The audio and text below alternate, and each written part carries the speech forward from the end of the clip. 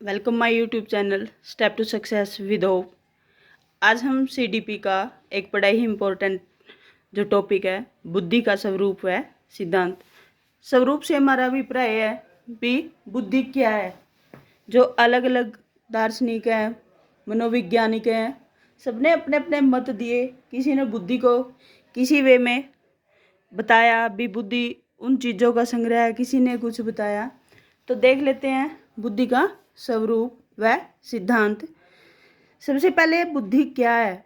बुद्धि शब्द का प्रयोग सामान्यतः प्रतिभा, ज्ञान व समझ आदि के अर्थों में किया जाता है। इसका मतलब क्या है भी, हम किसी में कितनी बुद्धि है या उसकी बुद्धि का मापन उसकी कहाँ कहाँ से करते हैं। उसमें प्रतिभा, उसका ज्ञान, नॉलेज, उसका बोध, चीज़ों को समझने की शक्ति, इसी के बेस पे हम किसी की बुद्धि का जो अनुमान लगा सकते हैं भी इस बंदा कितना इंटेलिजेंट है। तो सबसे पहले क्या है भी, जो बुद्धि का प्रयोग है ना, वो सामान्यतः प्रतिभा, ज्ञान व समझ आदि के अर्थों में किया जाता है। कि बुद्धि का प्रयोग क्या है, किसी को प्रतिभा है तो उसकी बुद्धि है, वो ज्ञान है, समझ है, वो सारे क्या है कि उसकी बुद्धि है। जितना बंदा इंटेलिजेंट है उसको बोलेंगे हाँ भाई इसमें तो बड़ी बुद्धि है। तो प्रतिभा, ज्ञान व समझ आदि अर्थों में किया जाता है। यह यानी कि बुद्धि वह शक्ति है जो हमें समस्याओं का समाधान करने एवं उद्देश्यों को प्राप्त करने की में सक्षम बनाती है। जो बुद्धि काम क्या करती है, बुद्धि एक शक्ति के रूप में काम करती है। जो शक्ति क्या होता है, जब हमारे ऊपर कोई समस्या आती है उसका समाधान करने में भी कई बार देखा है भी, कोई बंदा बड़ा ही इंटेलिजेंट होता है और वो मुसीबत के टाइम वो अपनी सूझबूझ से उससे बाहर निकल जाता है। और जो हमने गोल तय किए, जैसे एजुकेशन में है, बच्चे सी टेट की तैयारी कर रहे हैं, केवीएस पेपर दे रहे हैं ताकि उनको अच्छी नौकरी मिले, तो इसके लिए क्या वो उद्देश्यों को प्राप्त करने में भी क्या करती है भाई, सक्षम बनाती है। अब जो एक मनोवैज्ञानिक है एलम टर्मन, उन्होंने बुद्धि की क्या परिभाषा दी है। बुद्धि अमूर्त विचारों के संदर्भ में सोचने की योग्यता है। अभी अमूर्त विचार कौन से हैं, एक जो सामने हमारे चीजें होती हैं उनको देखकर किसी चीज की धारणा बनाना, विचार देना, वो होता है मूर्त मूर्त विचार। लेकिन अमूर्त विचार, जो चीजें हमारे सामने नहीं है, मूर्त रूप में नहीं है, उनके संदर्भ में सोचने की योग्यता, उनके बारे में सोचने की जो कैपेसिटी है वही बुद्धि है। ये एलम टर्मन ने कहा और ये बड़ी ही इंपॉर्टेंट डेफिनेशन है, बहुत बार पेपर में आई हुई है। बुद्धि किसी के व्यक्तित्व का मुख्य निर्धारक है। किसी व्यक्ति का जो पर्सनैलिटी है, व्यक्तित्व क्या है, वो उसकी बुद्धि के अकॉर्डिंग ही मापा जाता है, उसके अकॉर्डिंग ही उसका निर्धारण किया जाता है। इसे व्यक्ति की योग्यता का पता चलता है। अब उसके ज्ञान के द्वारा ही उसकी सोच, समझने की शक्ति, बोलने के तरीके से ही हम पता लगा सकते हैं भी ये इस इंसान की जो योग्यता है वो कैसी है। बुद्धि को व्यक्ति की जन्मजात शक्ति कहा जाता है। बुद्धि है जो उसको व्यक्ति की जन्मजात शक्ति कहा जाता है। हालांकि कुछ ने बोला है भी हम बुद्धि को अर्जित कर सकते हैं, लेकिन जो मेन है उसमें बोला गया है कि बुद्धि को व्यक्ति की जन्मजात शक्ति कहा जाता है। भी बुद्धि है जो हमें जन्मजात ही मिलती है। आगे विभिन्न अवस्थाओं में बुद्धि के विकास में भी अंतर होता है। जो स्टेज हैं जैसे शैशवावस्था, बाल अवस्था, किशोर अवस्था, इन सभी अवस्थाओं में बुद्धि के विकास में भी अंतर होता है। इस चीज़ से हमें क्या समझ आया अभी, जो बुद्धि का विकास है वो निरंतर एक जैसा नहीं होता। होता तो निरंतर और सतत है, लेकिन एक जैसा नहीं होता, कभी कम कभी ज़्यादा होता है। ये जो हेडिंग डाले ये कहीं ना कहीं ये प्रीवियस ईयर में पूछे हुए क्वेश्चंस के ही बनाए हुए हैं, तो मेन लिखे हैं इसमें। आगे भाई बुद्धि है जो अमूर्त चिंतन की योग्यता है, अनुभव से लाभ उठाने की योग्यता, अपने वातावरण से सामंजस्य करने की योग्यता, समस्या समाधान करने की योग्यता, संबोधन को समझने की योग्यता, संबोधन को जो समझने की योग्यता। वाकई में बुद्धि है क्या। एक तो बुद्धि अमूर्त चिंतन की योग्यता है, अनुभव से लाभ उठाने की योग्यता है, अपने वातावरण से सामंजस्य करने की योग्यता है। अब कोई व्यक्ति है कहीं भी रह सकता है, एडजस्ट कर सकता है अपने आप को, यानी कि वो अपने इंटेलिजेंस के बेस पे क्या करेगा, वो बुद्धि के बेस पे क्या करेगा, उन चीज़ों को अपने अकॉर्डिंग डालने की कोशिश करेगा और वहाँ वो सामंजस्य स्थापित कर लेगा, एडजस्ट कर लेगा अपने आप को। नेक्स्ट है समस्या समाधान करने की योग्यता। समस्या सभी के जीवन में आएंगी, उनको समाधान कितनी ईजिली और कितने अच्छे से तरीके से कर सकते हैं, इस बात से किसी व्यक्ति की बुद्धि का अंदाजा लगा सकते हैं। सर्वप्रथम कैटल ने है, जो कैटल है उन्होंने 1890 में एक पुस्तक लिखी थी, प्रकाशित हुई थी, मेंटल टेस्ट एंड मेजरमेंट। बुद्धि की परिभाषा के बाद अब बारी आई है बुद्धि के सिद्धांत की। इसमें भी बहुत सारे मनोवैज्ञानिक थे, किसी ने बुद्धि के कितने सिद्धांत दिए, किसी ने कुछ बताया। देख लेते हैं। सबसे पहले एक कारक सिद्धांत। इसका जो प्रतिपादक थे वो बिने थे। सिद्धांत का समर्थन टर्मन और स्टर्न ने भी किया था, और समर्थन करके इसको आगे भी टर्मन और स्टर्न ने ही इसको आगे बढ़ाया था, जो एक कारक सिद्धांत है। हाँ, दिया ये किसने था? स्टार्टिंग में ये बिने ने दिया था, लेकिन उस सिद्धांत का समर्थन करना, हाँ भाई ये तो उसकी बात से रजामंदी दिखाना, और टर्मन और स्टर्न ने इसको आगे बढ़ाया था। इसके अनुसार ये एक कारक सिद्धांत था क्या? बुद्धि एक अविभाज्य इकाई है। इसने कहा था भी बुद्धि तो एक ही है, इसको आगे हम बांट नहीं सकते। जैसे किसी ने बताया था ना जर्नल बुद्धि और स्पेसिफिक बुद्धि, इसने कहा था भी नहीं, ऐसा कुछ नहीं है, बुद्धि तो एक अविभाज्य इकाई है, इसको नहीं बांट सकते हम। अविभाज्य का मीनिंग है जिसके टुकड़े ना कर सके, ये तो बस एक है, यूनिक है, यही है। बुद्धि एक कारक के रूप में मन है, बुद्धि भी एक कारक है, इसके टुकड़े नहीं कर सकते हम। वह मानसिक शक्ति, और इन्होंने क्या बताया था जो स्टर्न और टर्मन थे भी, वह है तो एक मानसिक शक्ति है, जो मेंटल पावर है, जो व्यक्ति के समस्त मानसिक कार्यों का संचालन करते हैं। यानी कि जो हमारे मेंटल से संबंधित जितने भी फंक्शंस हैं, वर्क हैं, वो कौन करती है? बुद्धि करती है। उन्होंने कहा था भी जो बुद्धि है ये वाकई में कुछ नहीं है, एक मेंटल पावर है, जो कि हमारे जितने भी मेंटल से रिलेटेड काम है वो काम करती है। आगे दिया था भी सिद्धांत, द्विकारक सिद्धांत दिया था। ये किसने दिया था? ये स्पीरमैन ने दिया था। दो कारक बताए थे स्पीरमैन ने इसके। एक तो सामान्य मानसिक योग्यता, जिसको जी द्वारा डिनोट किया जाता है, सीटेट का बड़ा ही फेवरेट क्वेश्चन है ये। और दूसरा था विशिष्ट मानसिक योग्यता, स्पेशल, जिसको एस द्वारा डिनोट किया जाता है। ये कुशलता के आधार पर, यानी कि कोई व्यक्ति किस कार्य में कितना प्रवीण है, यानी कि वो निपुण है, एक्सपर्ट है, इस बेस पर हम किसी व्यक्ति की जो बुद्धि का अंदाजा लगा सकते हैं, उसको बांट सकते हैं।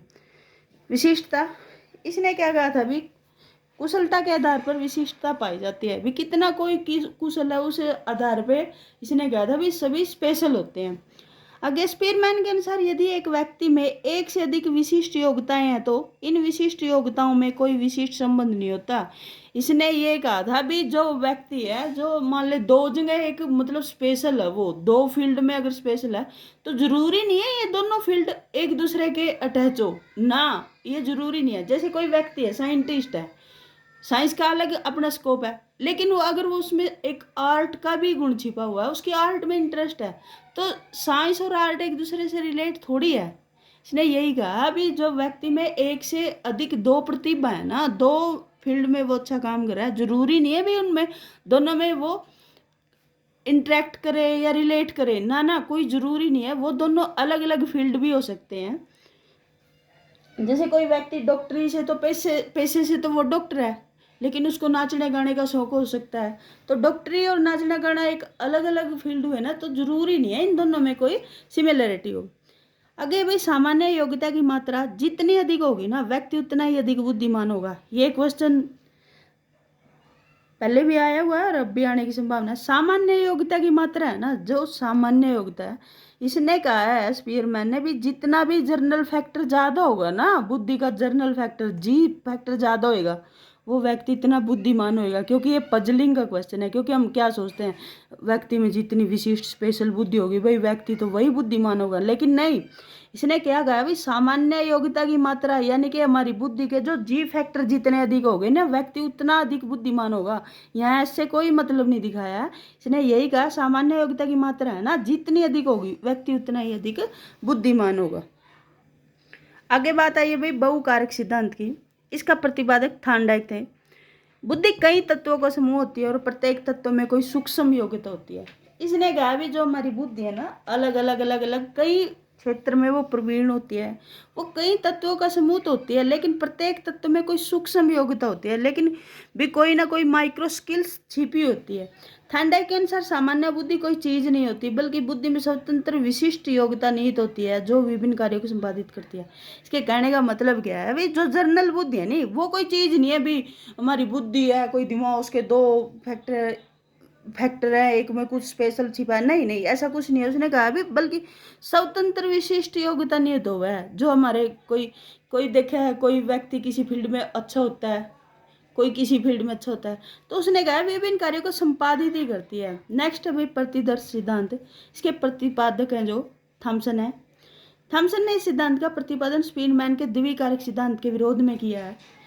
यानी कि जो प्रतिदर्श सिद्धांत है ना, वो थॉमसन ने दिया, और थॉमसन ने देने का पर्पस क्या था इस सिद्धांत के, इसने इस चीज को क्रिटिसाइज किया द्विकारक सिद्धांत को भी, ऐसा कुछ नहीं है। जर्नल और स्पीर जो स्पेसिफिक दिया है स्पीरमैन ने, इसका विरोध किया था। थॉमसन ने तर्क क्या दिया था इसका विरोध करते हुए, व्यक्ति का बौद्धिक व्यवहार अनेक स्वतंत्र योग्यताओं पर निर्भर करता है। जैसे स्पीरमैन ने बोला था भी एक स्पेशल बुद्धि हो एक जर्नल बुद्धि हो, लेकिन इसने कहा था भी ऐसा कुछ नहीं है। उसने कहा भी व्यक्ति का जो बौद्धिक व्यवहार है ना, अनेक स्वतंत्र योग्यताओं पर निर्भर करता है। प्रतिदर्श सिद्धांत के अनुसार बुद्धि कई स्वतंत्र तत्वों से बनी होती है। विशिष्ट परीक्षण या विद्यालय संबंधी क्रियाएं से कुछ तत्व स्पष्ट रूप से दिखाई देते हैं, प्रत्येक तत्व अपने आप में विशिष्ट होता है। इसने तो यही कहा भाई प्रतिदर्श सिद्धांत में भी बुद्धि एक कई तत्वों का मिश्रण है। वो कई बार तो वो स्पष्ट रूप से दिखाई दे जाए, कई बार वो दिखाई नहीं देते, इडनो है। अगला सिद्धांत है वो है ग्रुप तत्व सिद्धांत। समर्थन में इसके थर्स्टन का नाम प्रमुख है। वैसे तो बहुत सारे व्यक्तियों ने किया, लेकिन जो मेन है ना वो थर्स्टन है। जो तत्व सभी प्रतिभात्मक योग्यताओं में थे सामान्य नहीं होते, परंतु कई क्रिया में सामान्य होते हैं, उन्हें ग्रुप तत्वों की संज्ञा दी गई है। इसने कहा भी कुछ तत्व ऐसे होते हैं बुद्धि के जो हर जगह तो समान नहीं होते, लेकिन बहुत सारी जगह बहुत सारी क्रियाओं में समान होते हैं। भी किसी भी कोई चीज आई है, कोई कार्य है, मतलब जब मोस्टली बंदे उसी तरीके से कर रहे हैं, उसी स्पीड से कर रहे हैं, उसी योग्यता से कर रहे हैं, तो वो कहीं ना कहीं क्या कर रहा है, ग्रुप तत्व का काम कर रहा है। आगे गिलफोर्ड का सिद्धांत। गिलफोर्ड ने अपने अध्ययन प्रयासों के द्वारा यह प्रतिपादित करने की चेष्टा की कि हमारी किसी भी मानसिक प्रक्रिया अथवा बौद्धिक कार्य को 3 आयाम होते हैं।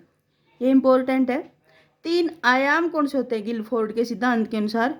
संक्रिया, सूचना सामग्री या विषय वस्तु और उत्पाद में विभाजित किया जा सकता है।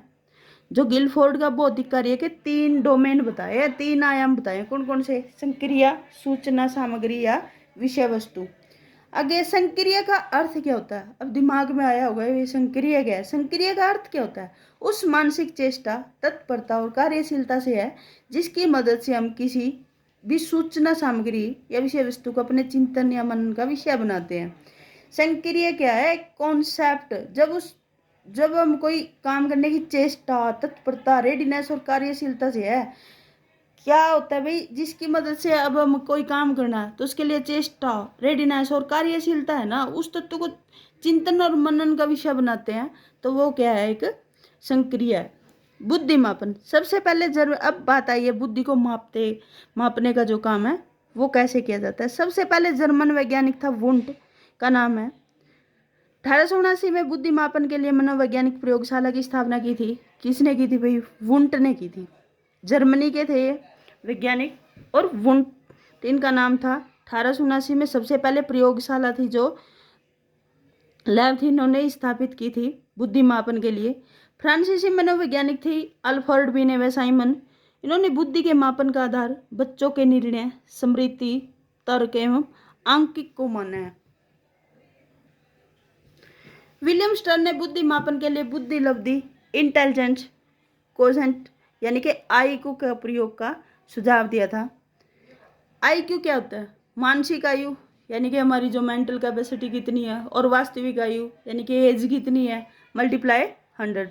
बुद्धि लब्धि बालक या व्यक्ति की समानता, योग्यता के विकास की जो गति बताती है। बुद्धि लब्धि क्या बताती है भाई? इसका विकास किस गति से हो रहा है, प्रतिभाशाली है, डल है, विशेष है, मंद है, क्या चीज है, ये सभी कहाँ से पता लगते हैं? हमें आईक्यू से पता लगते हैं। अगर विलियम स्टर्न व कुहलमान ने 1912 में आईक्यू का सुझाव दिया था। टर्मन ने बुद्धि लब्धि निकालने की विधि बताई थी। टर्मन ने तो ये विधि बताई थी, लेकिन सुझाव स्टर्न और कुलमान ने 1912 में दिए था आईक्यू का। सुझाव देने वाले तो कौन है? स्टर्न और कुलमान 1912 में दे दिया था। लेकिन टर्मन ने क्या किया था? टर्मन ने बुद्धि लब्धि निकालने की तरीका बताया था, विधि बताई थी, मेथड बताया था। अभी बुद्धि लब्धि का वर्गीकरण टर्मन ने किया है। उन्होंने कुछ पॉइंट दिए हैं भी, इससे इसके बीच में बच्चे को हम किस कैटेगरी में रखेंगे। स्टार्ट करते हैं बुद्धि लब्धि। अगर बुद्धि लब्धि आईक्यू लेवल किसी बच्चे का, यदि किसी बच्चे का जो आईक्यू लेवल है वो 140 से भी ज़्यादा है, तो उसको हम प्रतिभाशाली बुद्धि का व्यक्ति कहेंगे, यानी कि जीनियस बोलेंगे। अब बात आती है 120 से 140 के बीच में, जिसका भी आईक्यू लेवल है उसको अति श्रेष्ठ बुद्धि, वेरी सुपीरियर की कैटेगरी में रखेंगे। आगे 110 से 120 उसको हम श्रेष्ठ बुद्धि, सुपीरियर में रखेंगे। 90 से 110 में सामान्य बुद्धि, एवरेज में रखेंगे। 80 से 90 के बीच में मंद बुद्धि, डलनेस में रखेंगे। 70 से 80 के बीच में क्षीण बुद्धि, फीबल माइंडेडनेस बोलेंगे। और 70 से भी कम है तो उसको निश्चित क्षीण बुद्धि, डेफिनेट फीबल माइंडेडनेस बोलेंगे। अब बात आती है 50 और 70 के बीच में जिसका आईक्यू लेवल है उसको हम अल्प बुद्धि, मोरॉन्स बोलेंगे।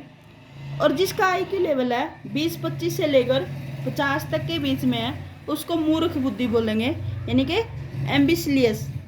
आगे 20 से 25 से कम है उसको बोलेंगे महामूर्ख, इडियट।